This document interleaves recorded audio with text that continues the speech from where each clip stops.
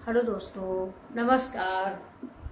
मैं मिथिला आप सभी से फिर धार्मिक चर्चा पे आपसे बात करने आई हुई हूँ। तो आज मैं शुरू कर रही हूँ आपसे श्री राम कथा के विषय में कि हरि अनंत हरि कथा अनंता। जैसे आप कभी किसी बात के लिए शक करें कि आंटी जी ने तो ऐसे बता दिया है और पंडित जी ने दूसरी तरह बताया है, या बागेश्वर धाम वाले बाबा ने दूसरी तरह बताया है और मैंने दूसरी तरह बताया है, या मेरे ही जैसे भाई बहन बहुत सारे आजकल आप लोग को यूट्यूब पे मिलेंगे। तो सभी लोग ज्ञानी हैं, ऐसी बात नहीं है, सबको ज्ञान है।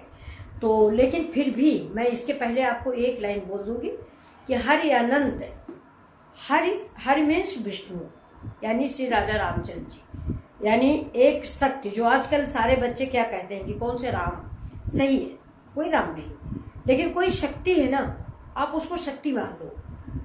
है बहुत सारे लोग हैं प्रकृति मानते हैं, नहीं राम है, नहीं शिव है, नहीं श्री कृष्ण है, लेकिन प्रकृति है। कुछ तो मानिए जो आपसे पावरफुल है, आपसे पावरफुल है। मैं बूढ़ी हो रही हूँ, आप जवान हो रहे हो, बच्चा हो रहा हो, बड़ा हो रहा, तो कोई ऐसी शक्ति है, उसको आपको मानना पड़ेगा। नहीं राम मानेंगे तो गॉड मानिए, यीशु मानिए, अल्लाह मानिए। नहीं मानते तो सीधे सीधे आप प्रकृति मानिए कि कुछ तो है प्रकृति का करिश्मा। तो वही मैं आपको बता रही हूँ कि आप कभी भी दिग्भ्रमित न हो कि उन पंडित जी ने ऐसा बताया, इन पंडित जी ने ऐसा बताया। जो बता रहा है वो सही बता रहा है, उसको ध्यान से सुनिए और समझने की कोशिश करिए।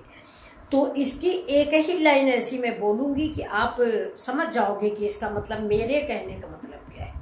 हरि अनंत हरि कथा अनंता, कहा ही सुनहि बहुविधि सब संता। मतलब हरि अनंत हैं, लाखों करोड़ों अनंत, मतलब जिनका कोई पार ही नहीं है, अनंत, उनका कोई पार नहीं। अनंत उसी को कहा जाता है, जैसे आकाश को अनंत कहते हैं, पृथ्वी को अनंत कहते हैं। आकाश का पर्यायवाची है अनंत। अगर आप लोग हिंदी पढ़े होंगे तो आकाश का पर्यायवाची है, तो अनंत आकाश है, मतलब आकाश का कोई और छोर नहीं है। आप पाओगे ही नहीं कहाँ से स्टार्ट हुआ कहाँ से खत्म हुआ, तो उसको अनंत कहते हैं। तो हरि अनंत, वो भी अनंत है, उनका भी आप पार नहीं पाओगे। हरि अनंत हरि कथा अनंता, कहाँ ही सुनहि बहुविधि सब संता। बहुविधि, बहुत प्रकार से सारे संत कहते हैं उस कथा को, तो आप श्रवण कीजिए और उसमें से जो अपने मतलब की चीज है उसको चुन लीजिए।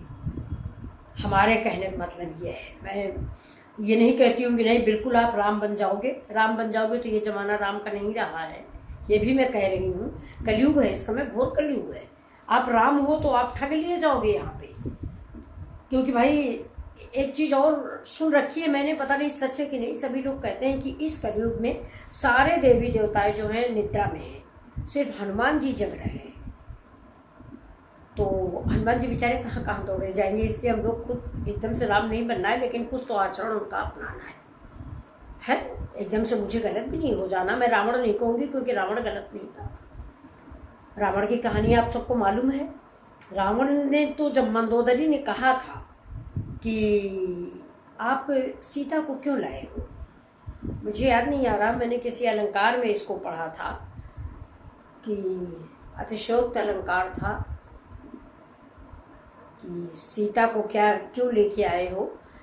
तो उन्होंने कहा था, रावण ने कहा था, कीरी दीवानी, अपनी पत्नी को बोला था कि क्यों दीवानी, सीता मेरी मोक्ष की निशानी है, भवानी जानी आनी है। मतलब हम लोगों को ये भ्रम था कि वो कह रहा था ना कि तड़ के पट से मुझे देख लो, मेरे साथ शादी कर लो।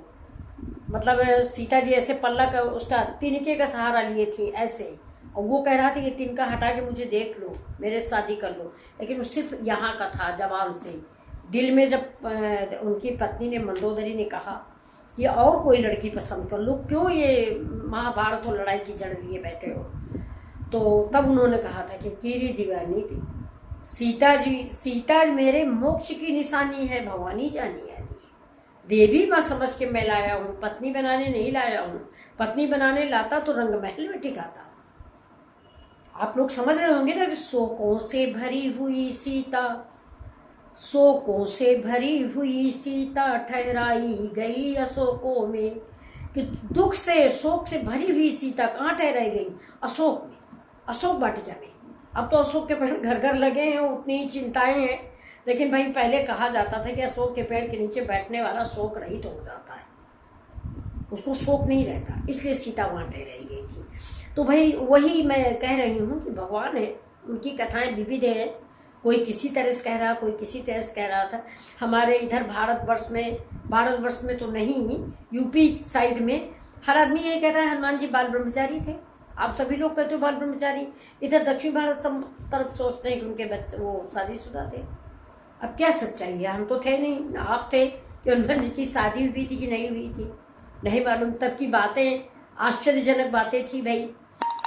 अब क्या था, अब जब रामचंद्र जी को रावण उठा ले गया, रावण का बेटा जो नीचे पाताल लोक का राजा था, जब मेघनाथ मारा गया तो रावण ने उसको बताया कि देखो ऐसा ऐसा हो रहा हो, तुम वहाँ आराम से बैठे हो।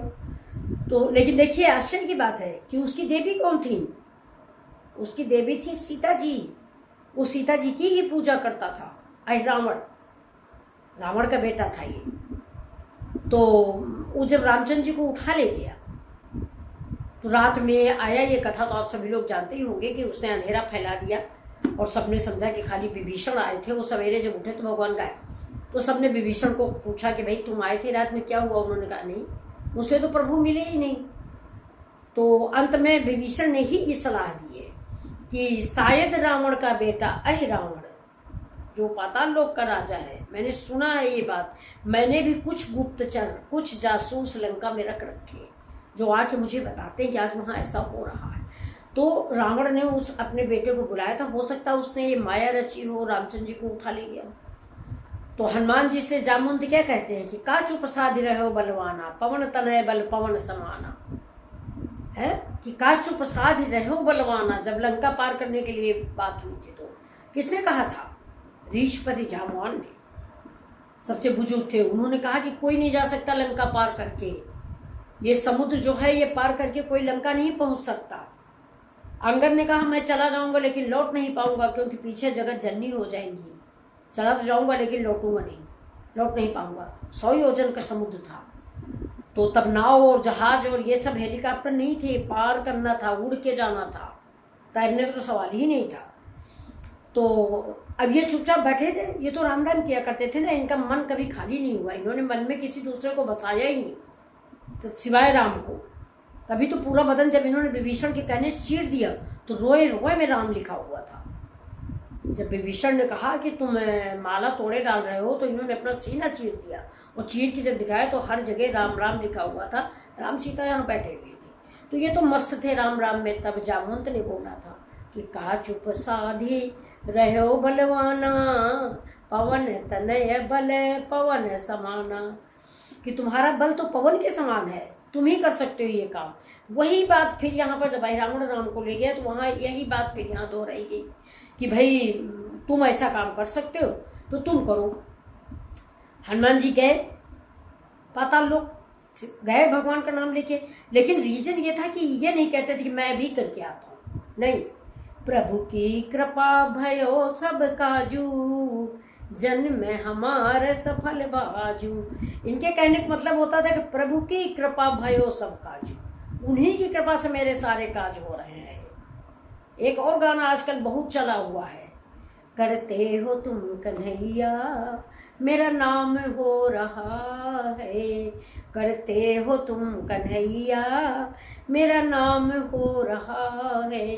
तो भगवान का नाम लेके चलते थे ना तो भगवान की सौगंध हो जाती थी कि भाई आपको पूरा ही करना है। आप करके देख लीजिए मन से, श्रद्धा से कि भगवान जी मुझे आप ये काम पूरा करके दोगे, बिल्कुल हट करिए, हट धर्मी बन जाइए और उनसे कहिए कि आपको ये काम करना है, आप मेरे पिता हो। देखिए शाम तक वो काम होता है कि नहीं, वो समझेंगे ना तब कि इनको मेरी जरूरत है। तो हनुमान जी ये कहते चलते थे। तो वहां जब गए तो वहां क्या हुआ, वहां वो बैठा हुआ था, इनका एक बेटा था, मत्स्य तनय, मछली का बेटा। उसने कहा कि मैं मारुतसुत का बेटा हूँ। वो गेट पे खड़ा हुआ तो रावण का मंत्री नौकर था। तो इन्होंने कहा कि हनुमत के बेटे हो? कहला हाँ। कहला कौन से हनुमत? एकदम से चौंक गए, कौन से हनुमत की ये बेटा है भाई? तो उसने कहा कि वो हनुमत जिन्होंने लंका जलाई है, तो हनुमान जी ने कहा बकवास करना बंद कर दे, देख ले मैं ही वो हनुमान हूं जो लंका जलाई है अपने प्रभु की क्रिया से, कृपा से, और आज भी मैं प्रभु को लेने आया हूं, तुझको भी मारूंगा, तेरे मालिक को भी मारूंगा और अपने प्रभु को लेके जाऊंगा। तो उसने कहा कि नहीं आप मेरे पिता हो। तब वो कहते हैं कि कभी शादी नहीं किया तो कहाँ से मैं पिता बन गया।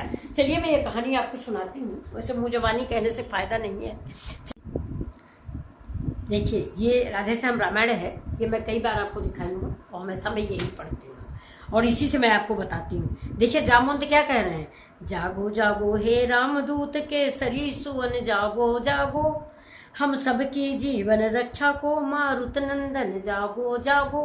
वो जगा रहे हैं कि उठो, जो काम पवन कर सकता है वो पवन कुमार किए तुमने, जब जब भी दुख के अवसर पर सारा कपिदल निरुपाय हुआ, अति खिन्न हुआ अति भीत हुआ समर्थ हुआ, तब तब तुमने हे महावीर सब में नवजीवन डाला है, तुम वह प्रकाश हो भूतल के जिसका रवि पर उजियाला है।